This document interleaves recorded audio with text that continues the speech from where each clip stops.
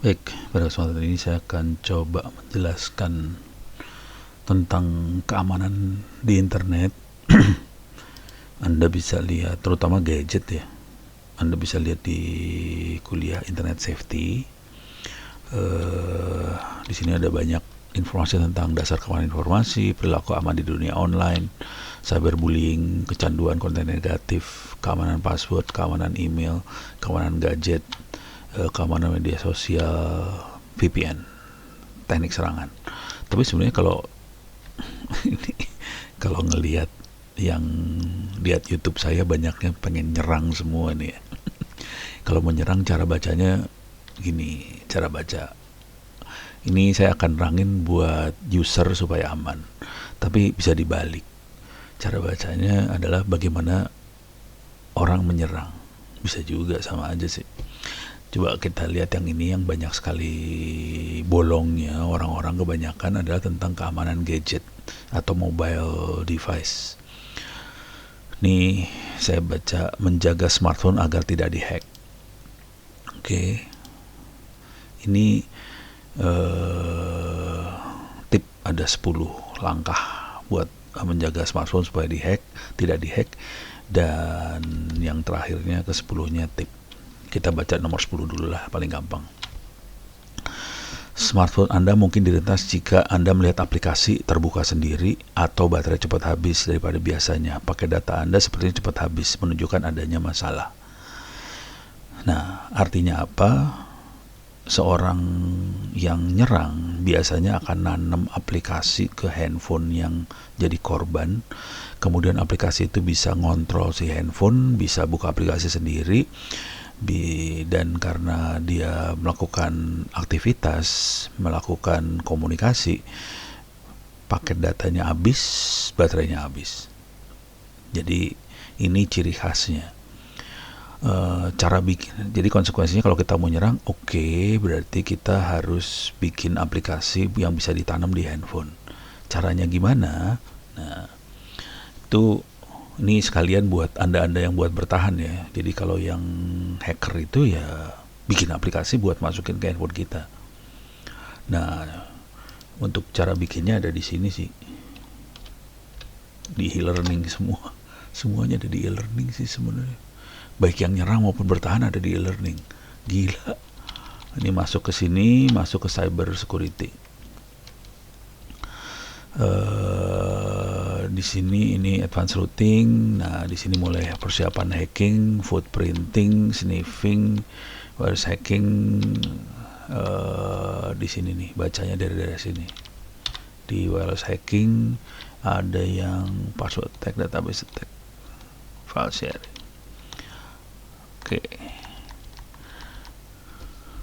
Bisa masuk ke salah satu ini sih sebenarnya.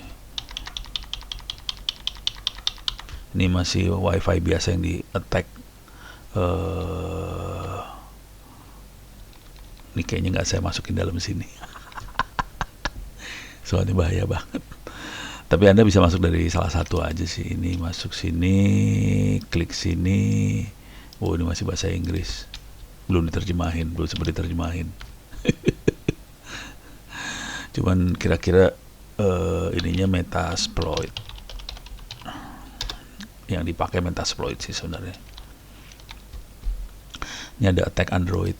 Nah, di sini sebenarnya kuncinya. Attack Android gitu. Pakai MSF Venom bikinnya. Jadi caranya cuma gini doang sih sebenarnya. Jadi kita bikin APK, kita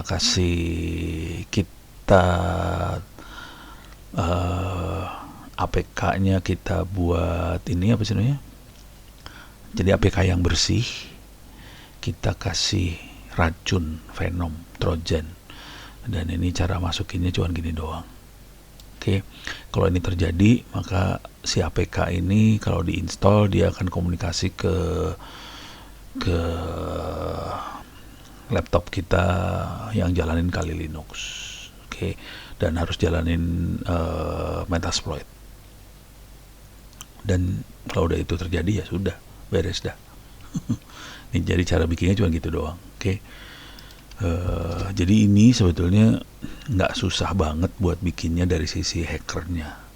Nah, kalau ini udah terjadi, sarannya sederhana aja sih, reset aja handphonenya supaya Trojan yang ada hilang. Jadi sebenarnya solusinya juga nggak susah juga sih, tinggal di reset, bubar semua, reset dari nol ya, konsekuensinya data di backup semua. Jujur handphone saya hampir nggak ada datanya sih sebenarnya. jangan masukin data foto dan sebagainya di handphone, biasakan di backup semuanya, handphonenya dikosongin. Tapi kebanyakan orang tuh naruh semuanya di handphone, ya udah bagus, karena kalau ini sampai terjadi, yang terjadi adalah ini dia. Bukan yang ini deh, sorry. Nah, beberapa perintah attack Android setelah tersambung. Nah, ini seru perintahnya. Contoh aja ya, cek root, bisa ngecek apakah handphone korban di root. Sysinfo, informasi tentang device. WLAN geolocate, kita bisa lihat lokasi smartphone di Google Maps. Bisa lihat sih sebenarnya. Kita bisa lihat nelpon kemana aja, nomor teleponnya berapa. Oke. SMS yang ada bisa kita lihat. Kita bisa ngirim SMS dari handphone itu tanpa yang orang tahu. Bahkan kalau handphonenya standby, kita bisa webcam snap itu buat ngeliat apa yang dilihat sama si webcam, tanpa orang yang punya handphonenya tahu bahwa webcamnya bisa kita lihat, suaranya kerekam semuanya bisa diambil gitu ya. Kalau kita butuh shell, kita bisa, ini orang bilangnya termux ya, inilah shell. Oke. Jadi kita bisa dapetin termux di handphone sasaran. Bisa kacau dah udah. Itu ya. Jadi solusinya gampang, reset handphonenya gitu ya. Nah, sekarang kita mulai dari atas. Step pertama, kasih kunci, kasih key. Handphonenya bisa pakai yang gambar apa segala macam. Jadi supaya kalau handphonenya Anda ketinggalan atau apa, lebih parahnya kuncinya pengenalan wajah. Tapi handphone yang mahal itu yang biasanya kan pakai password atau pakai yang gambar-gambar itulah. Terus aktifkan tracking di handphone Anda jika ada. Di Android bisa menggunakan Find My Device. Jadi nanti kalau handphonenya sampai hilang atau apa, kita bisa pakai browser Find My Device, dapat handphone kita. Oke, perbarui firmware handphone ke versi yang baru. Kebanyak smartphone yang melakukan ini otomatis sih. Kalaupun dimatiin opsi ini, Anda bisa ngunduh secara manual. Oke. Terus install aplikasi di handphone hanya dari yang sumbernya bisa dipercaya, trusted, bisa di App Store atau Play Store. Jangan dari tempat lain. Cuman hacker kalau nyerang, dia kadang-kadang caranya, nah sekalian buat yang mau jadi hacker ya. Teknik yang dipakai sebetulnya social engineering. Jadi misalnya gini, kita kasih message ke orangnya bahwa ini ada informasi yang berharga buat Anda, misalnya apalah terserah, misalnya dapat hadiah lah, yang sering kan kayak gitu, dapat hadiah lah atau apa segala macam, silahkan klik website ini.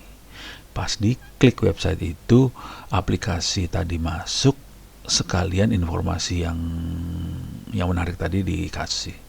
Jadi ada aplikasi yang masuk sama informasi yang menariknya dikasih. Jadi kadang-kadang kita nggak sadar bahwa kita ngeklik sesuatu yang berbahaya ke dalam handphone kita. Oke. Kalau kita pakai Play Store akan memverifikasi keaslian aplikasi yang ada. Jadi aman kalau di Play Store. Sebelum download segala macam, baca tentang aplikasi itu.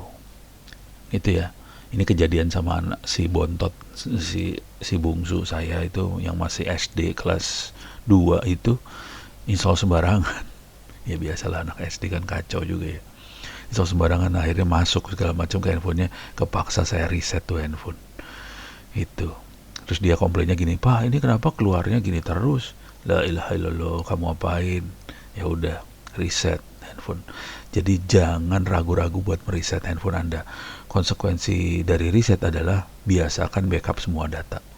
Jadi data-datanya sebaiknya dibuang dari handphone, biasain. Dan ini kejadian sama istri saya juga sih. Foto-foto ditaruh aja semua di handphone. Pas mau di reset pusing kepala. Ini fotonya giga soalnya. Kacau. Itu ya. Terus kalau kita install aplikasi, lihat permission. Oke. Kalau dia minta informasi pribadi, jangan install. Tapi ya kadang-kadang kita install juga sih. Orang butuh. Tapi kadang-kadang yang paling parah kayak ginian tuh, contoh yang paling nyebelin adalah yang pinjaman online itu tuh.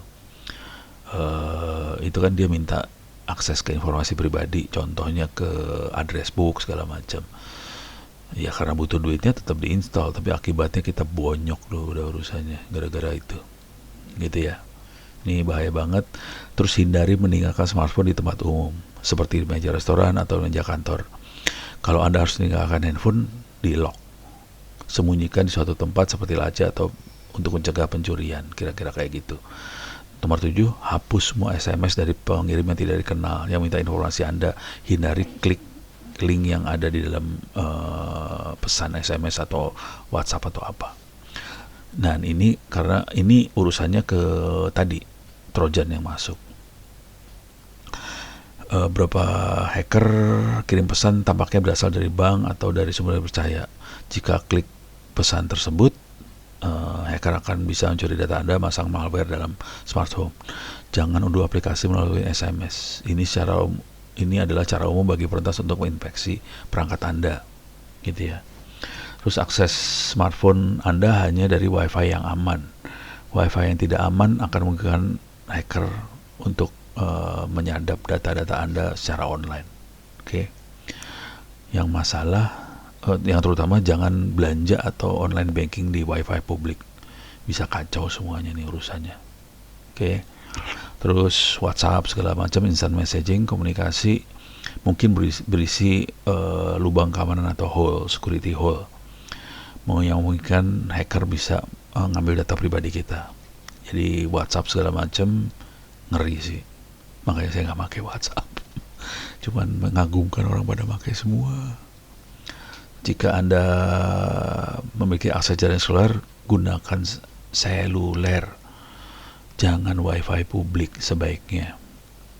Cuman kan kita pengen hemat ini ya, pengen hemat pulsa ya, jadi pakai WiFi publik, pakai WiFi di kafe-kafe gitu. Kalau mau pakai itu juga jalanin VPN sih sebenarnya. Lindungi smartphone Anda dengan aplikasi antivirus. Periksa App Store smartphone,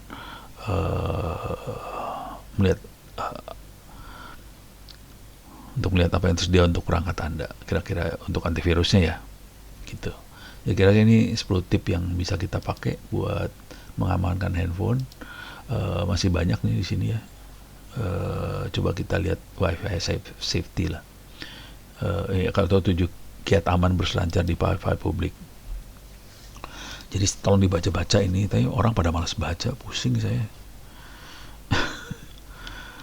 Penggunaan WiFi publik bukan saja pastikan sistem operasi Anda terupdate, itu yang pertama. Oke, waktu kita pakai WiFi publik itu supaya nggak ada hole-nya sesedikit mungkin. Oke, itu yang pertama. 2, sebelum pakai WiFi publik, pastikan memasang perangkat keamanan yang sesuai.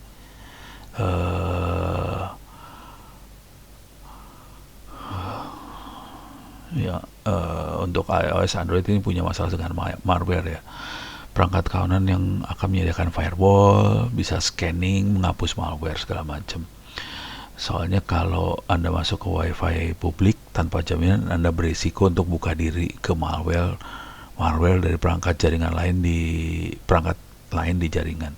Jadi handphone lain bisa menginfeksi kita juga sih, gitu. Mungkin tidak sengaja, mungkin jadi ini ngerinya mainan di wifi publik ya. Terus kalau wifi-nya lambat, udah nggak usah dipakai. Kalau sulit dapat koneksi ke halaman login, hati-hati, lebih baik putusin aja hubungan gitu ya. Kemungkinan karena routernya udah dijebol atau memang disengaja dilambatin sama hacker yang lain segala macam, supaya kita masukin di proxy dia dan sebagainya. Oke. Jadi ini ciri khasnya nih, lambat udah tinggal pakai aja 3G-nya kita. Hindari transaksi keuangan tanpa perlindungan. Jadi kalau kita mau benar-benar butuh melakukan transaksi duit, pakai VPN. Kalau kita wifi publik apa adanya, bahaya. Oke. Gunakan two-factor authentication jika memungkinkan, 2FA ini ya. Jadi selain kita login biasa, ada autentikasi ke email sama ke SMS atau ke WhatsApp atau apa. Jadi ini penting banget. Ini terutama, ini hampir semua udah pakai ini sih sebenarnya. Kita bisa aktifin ini, cuman banyak orang nggak aktifin. Akibatnya udah gitu, Pak, Facebook saya jebol, pusing kepala dah lu. Dan itu banyak, hampir setiap hari saya dapat email orang komplain Facebooknya jebol, diambil orang. Udah gitu ngomong ke sayanya gini lagi, saya bersedia bayar berapapun lah buat bapak buat balikin Facebook saya. Ini capek deh. Jujur ya, Facebook jebol itu balikinnya susah. Mendingan akunnya di ini sekalian, di ban, di delete sekalian dari Facebook. Jadi kita, soalnya Facebook nanti ngomongnya kan sederhana, emang lu yang punya beneran, buktinya apa? Pakai bahasa Inggris, dan kita harus ngomong ke dia bahasa Inggris. Wah, mateng dah. Jadi ini perlu diaktifin, benar-benar perlu diaktifin supaya rada aman. Terus matikan wifi jika Anda sudah selesai akses. Oke. Jika selesai akses, banyak orang yang diemin wifi-nya. Ya udah, orang bisa malware segala macam bisa masuk. Jangan sambung ke wifi publik tanpa VPN. Cuman VPN-nya jangan VPN yang gratisan juga ya. Kalau mau serius harus VPN bayar. Kalau gratisan kita mungkin disadap oleh VPN itu sendiri. Jadi VPN-nya suka ngaco. Terus yang ini juga nih, yang di atas ini, jangan buang waktu wifi publik lambat. Ini bisa jadi juga wifi publiknya ada hacker yang pasang dengan nama wifi publik tadi. Misalnya ini ada warung A, dia punya wifi. Terus kalau hacker yang jahat, kita bisa aja bikin wifi warung A juga sama. Cuman semua yang lewat situ disadap gitu. Jadi teknik nyadapnya bisa kayak gitu sih. Jadi kita bisa pura-pura jadi wifi publik juga. Jadi hacker yang mau attack ya kita bikin aja wifi-an. Bikin wifi gampang kok. Ini contoh bikin wifi. Saya masuk ke router saya aja ya. Ini router internet saya sih. Masuk ke network. Nah ini ada, ini ada wifi, settingan wifi. Ini kan SSID-nya. Ini SSID settingnya. Ya udah kita ganti aja SSID-nya, nama SSID-nya kita ganti. So misalnya warung A, warung B, cafe A, cafe B, apa segala macam kita ganti. Dibikin sama persis, passwordnya dibikin sama semuanya. Cuman yang ini ngaco. Nanti usernya kan nggak tahu mana yang benar mana yang salah kan. Udah dia masuk aja, ya udah masuk, kesadap. Jadi bikin wifi bodong itu gampang banget sih. Cuman ngeset ininya doang sama password, udah. Dan jadi tinggal sambungin ke 3G-nya kita. Jadi modal dikit lah, pulsa 3G. Cuman kita pasang laptop buat ininya, buat apa sih namanya, buat nyadap segala macam pakai Kali Linux ya, gitu. Jadi ngeri sih. Oke, ini hanya cuplikan aja, saya ambil 2 aja, tapi ini sebagian besar silahkan dibaca. Sarannya sih tetap kerjain ini aja, ujian kuis internet safety inilah. Soalnya saya bikin soalnya adalah kopas dari tulisan-tulisan ini dikopas. Sebenarnya itu aja sih. Waktu bikin internet safety saya kopas aja. Cuman saya belum sempat kopas semuanya sih. Itu. Mudah-mudahan bisa memberi gambaran, cuplikan gambaran sedikit lah tentang keamanan gadget sama keamanan mobile device. Ini masih banyak sih, terutama yang media sosial ini perlu juga. Soalnya banyak sekali yang jebol di sini. Oke, mudah-mudahan bisa bermanfaat.